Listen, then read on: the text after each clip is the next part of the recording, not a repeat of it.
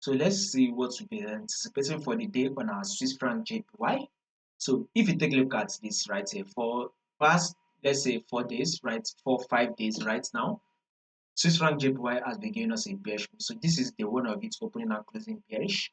The two of market opening and closing bearish for the day. The three of its opening and closing bearish for the day. The four of its opening and closing bearish for the day. And this is the five of its opening and closing bearish for the day. Right now, we are now currently on day 6 and we expect market to open and close bearish. So our movement, our trend on Swiss franc JPY is a downtrend move. But more updates will be covered for you guys. If you are yet to subscribe, make sure you subscribe and also follow the Telegram channel. The link to the Telegram will be in the comment section. But when you see on the overall trend, which is a full bigger movement on the Swiss franc JPY, we are in an uptrend move, right?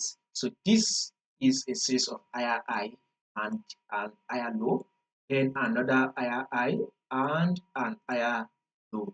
This is also higher high, and this currently market is currently playing an higher low. So once this higher low finish playing, right, we will be expecting market to push up again to see it form a new higher high.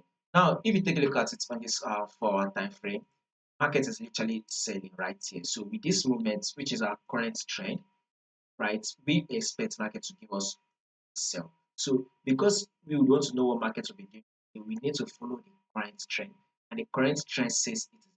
So with what we, for day traders, right, we're expecting sell again. So one more sell.